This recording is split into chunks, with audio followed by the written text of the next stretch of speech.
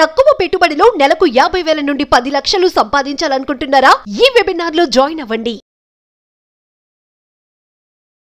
అమ్మా ఇప్పుడు ఈ కోల్కతా ఇన్సిడెంట్ వల్ల ఏ ఒక్కరు నెక్స్ట్ డాక్టర్ అవ్వాలి అంటే గుండెల్లో దడ పుడుతుంది. అట్ ద సేమ్ టైం తల్లిదండ్రులకు కూడా అంత ధైర్యం చాలట్లేదు.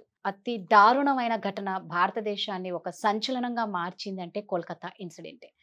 సో ఇంక ఇలా ఉంటే ఎవరు ముందుకు రారు. మన దేశంలో డాక్టర్లు కరువు అయిపోతారు.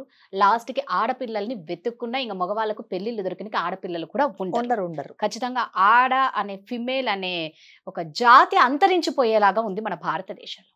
అలా కాకుండా మనకు ఏదన్నా ధైర్యాన్ని ఇవ్వరు. ఎవరైనా చదువుకోవాలన్నా డాక్టర్ అవ్వాలన్నా అంటే సెంట్రల్ గవర్నమెంట్ గైడెన్స్ కూడా ఇచ్చింది అని విన్నా. ఒక్కసారి ఆ గైడెన్స్ గురించి. ఈ సెంట్రల్ గవర్నమెంట్ ఇన్సిడెంట్ జరిగిన తర్వాత ఈ ఇష్యూను చాలా సీరియస్ గా తీసుకొని కొన్ని గైడ్ లైన్స్ ఇచ్చిందండి. గైడ్ లైన్స్ 30th అంటే మొన్నటి నుంచి ఆగస్ట్ 30th నుంచి తప్పకుండా ప్రతి వాళ్ళు అంటే ఎక్కడైతే ఆడవాళ్ళు పనిచేస్తారో మరి ముఖ్యంగా హాస్పిటల్స్లో ఇంప్లిమెంట్ చేయాలని మన స్టేట్ గవర్నమెంట్ కూడా వాళ్ళు గైడ్ లైన్స్ ఇచ్చారు.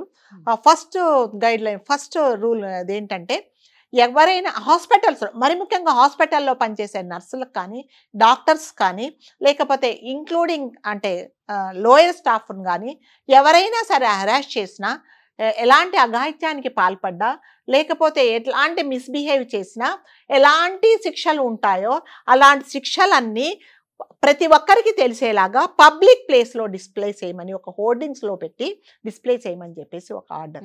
నెక్స్ట్ ఏంటంటే కంపల్సరిగా 24/7 ప్రతి హాస్పిటల్స్లో కాకుండా ఎక్కడైతే లేడీస్ నైట్ డ్యూటీస్ చేస్తారో ప్రతి చోట ఇది 24/7 సెక్యూరిటీ ఉండాలి. అంటే 1 అవర్కు 2 అవర్స్కు లేడీస్ పనిచేసే వార్డ్స్లో కానీ లేకపోతే ఆపరేషన్ థియేటర్స్లో కానీ ఎక్కడ అంటే ఫ్యాక్టరీస్లో కానీ ప్రతిసారి ఒక సెక్యూరిటీ ఆఫీసర్ వెళ్ళి సేఫ్టీ మెజర్స్ చూసుకొని వీళ్ళందరూ ఓకేని ప్రతిసారి అక్కడ రిపోర్ట్ చేయాలి. అలాంటిది ఒకటి తప్పకుండా ఏర్పాటు చేసుకోమని చెప్పారు.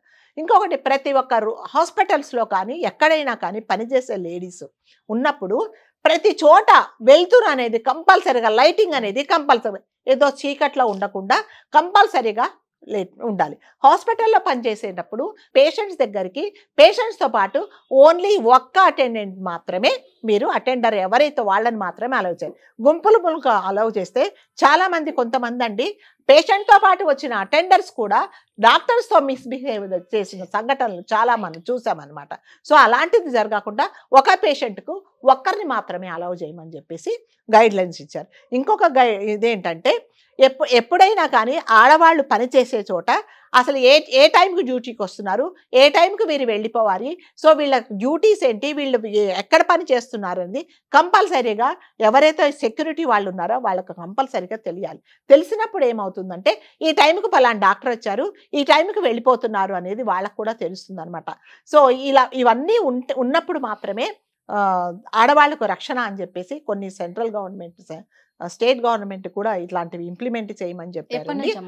30th నుంచి అండి ఆగస్ట్ 30th నుంచి కంపల్సరీగా ఇవి ఇంప్లిమెంట్ చేయమని సీరియస్గా కొన్ని గైడ్ లైన్స్ ఇచ్చారు. సో నిజంగానే వాళ్ళు అనుకున్నట్టుగా ఇవి ఇంప్లిమెంట్ చేస్తే చాలా మటుకు ఇలాంటివి జరగకుండా మనం ఆపొచ్చండి. సో ప్రతి ఒక్కరూ ఇది మా బాధ్యత అనేసి ఇది ఇంప్లిమెంట్ చెయ్యండి అని అక్కడ పనిచేసే ప్రతి ఒక్క డాక్టర్స్ కానీ నర్సులు కానీ దాని తర్వాత పనిచేసే ఎవరైనా సరే ఆడవాళ్ళు వర్కర్స్ కానీ కంపల్సరీగా మీ మేనేజ్మెంట్ను కంపల్సరీగా ఇది మీరు ఇంప్లిమెంట్ చేయండి అని వాళ్ళ మీద ప్రెజర్ చేయండి. సో తప్పకుండా అలా ప్రెజరైజ్ చేస్తే తప్పకుండా వాళ్ళు ఇంప్లిమెంట్ చేస్తారు. అలా ఇంప్లిమెంట్ చేయనప్పుడు మేము చెయ్యము ఈ డ్యూటీ అని కూడా చెప్పండి. సో అది ఇండైరెక్ట్గా ఎవరికి పేషెంట్లకే అది. సో అలా లేకపోతే మాత్రం చాలా కష్టం అవుతుందండి. ఇది కంపల్సరీగా ఇంప్లిమెంట్ చేస్తేనే కొంచెం ధైర్యంతో అంటే డ్యూటీలకి వెళ్ళిన అమ్మాయిలు కానీ లేకపోతే వాళ్ళని పంపించిన తల్లిదండ్రులు కానీ ఇంట్లో కొంచెం సేఫ్టీగా ఉంటారు.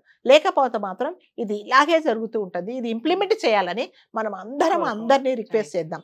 సో ఒక డాక్టర్ దగ్గరికి ఒక పేషెంట్ వచ్చినప్పుడు అండి ఒకసారి అపస్మారక స్థితిలో వస్తుంది, వామిటింగ్స్ చేసుకుంటారు, మోషన్స్ అవుతాయి, బ్లడ్ కక్కుకుంటారు. తన వాళ్లే ఆమె దగ్గరికి పేషెంట్ దగ్గర రావడానికి భయపడిన పరిస్థితులలో డాక్టర్లు అసలు మలమూత్రాలు కూడా వాళ్ళ చేతులతో పట్టుకొని వాళ్ళ ప్రాణాలకు వీళ్ళ ప్రాణాలు అడ్డు పెట్టి అంత సేవ చేసే వాళ్లను ఇలా కిరాతకంగా చేశాము అంటే మనకు డాక్టర్లు అవసరం లేదా, డాక్టర్ లేకుండానే మనం బతుకుతామా అనేది ఆలోచించుకోవాలండి. సో ఒక పేషెంట్ ఒకసారి చాలా దగ్గరికి వెళ్ళలేనంత వాసన వస్తుందండి, ఇన్ఫెక్షన్స్ ఉంటాయి వాళ్ళకి. అయినా కూడా వీళ్ళు ఏమాత్రం మనం జనరల్గా ఒక టెస్ట్కి ఇస్తే వాళ్ళు మామూలుగా యూరిన్ కానీ ఏదైనా టెస్ట్కి ఇస్తే వాళ్ళు దాన్ని అసహ్యంగా పట్టుకోరు. అదే మనం పేషెంట్లో ఇస్తున్నప్పుడు వాళ్ళు లెఫ్ట్ హ్యాండ్తో ఇలా ఇస్తారు. కానీ డాక్టర్కి మీరు ఇవ్వండి, ఒక ల్యాబ్ టెక్నీషియన్కి ఇవ్వండి, వాళ్ళు దాన్ని ఏదో మన మామూలు వస్తువు పట్టుకున్నట్టుగానే తీసుకొని పెట్టుకుంటారు. సో వాళ్లకు మనకి అంత తేడా ఉంది. అలా మన కోసం పోరాడి మన కోసం వాళ్ళ ప్రాణాలు కూడా అడ్డుపెట్టి మనకు ప్రాణం పోయడానికి ఉన్న వాళ్ళ ప్రాణాలు మనం తీసేస్తే ఇంకా మనకు అసలు క్షమించే వాళ్ళే లేరండి. కాబట్టి కంపల్సరీగా మనం అందరినీ రిక్వెస్ట్ చేసుకుందాం, స్టేట్ గవర్నమెంట్ వాళ్ళు కూడా ఈ సెంట్రల్ గవర్నమెంట్ ఇష్యూ చేసిన అన్ని తప్పకుండా ఇంప్లిమెంట్ చేస్తే కొంచెమైనా ధైర్యంగా ఆడవాళ్ళందరూ పనిచేయచ్చు. లేకపోతే మాత్రం ఎవరు పనిచేయరు. ఎవరు పనిచేయడానికి పోనీ అమ్మ మాకేం పర్లేదు, ఎక్కడో జరిగితే మాకేమన్నా కూడా తల్లిదండ్రులు పంపడానికి భయపడుతున్నారండి. ఎందుకంటే ఎక్కడ ఏం జరుగుతుందో ఎప్పుడు ఏమొస్తుందో, మా అమ్మాయి బయటికి వెళ్ళిన అమ్మాయి ఇంటికి వచ్చేదాకా తల్లిదండ్రులు ప్రాణాలు అరచేతిలో పెట్టుకొని వచ్చేదాకా ఎదురు చూస్తున్నారు. అమ్మాయి ఎక్కడున్నావు అని. ఆ రోజు జరిగింది కూడా అంతే. అన్నం తిన్నావా? తిన్నాను.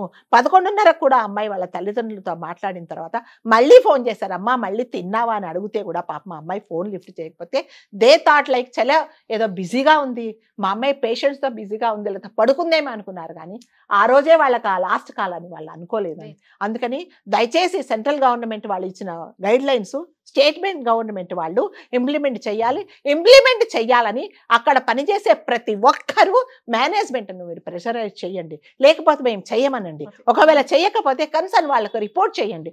మీకు ఏదైనా జరిగితే మళ్ళీ చెప్తున్నానండి, ఏదైనా అన్యాయం జరిగితే మీరందరూ కలిసికట్టుగా పనిచేయండి. కలిసికట్టుగా మేము ఉన్నాము అని, మాకు ఇది అన్యాయం జరుగుతుందని గొంతెత్తి చాటినప్పుడు మాత్రమే మీరు బయటపడతారు. కానీ లేకపోతే ఇలాంటివి జరుగుతూనే ఉంటాయండి. నోరు విప్పి చెప్తే కానీ అడగందే అమ్మాయినా అన్నం పెట్టదు అంటారు. ఇలాంటి అన్యాయాలు జరిగినప్పుడు స్టార్టింగ్ లోనే దయచేసి అందరూ నోరు విప్పండి. ఏం జరుగుతుందా అన్నది భయపడకండి. ఇప్పుడు అన్ని ఉన్నాయి, ఎవరు దేనికి భయపడి, అందరూ చెడ్డవాళ్ళు ఉండరు, అందరూ మంచి వాళ్ళు ఉండరు. సో మంచి చెడ్డవాళ్ళు మిమ్మల్ని ఇది చేసినప్పుడు మంచి వాళ్ళ దగ్గరికి వెళ్ళి కష్ట సుఖాలు చెప్పుకోండి. ఇంతవరకు తెచ్చుకోకండి. ఎవరి ప్రాణాలు ఇంకొకరి చేతిలో బలి కాకుండా కాపాడుకోండి. Thank you.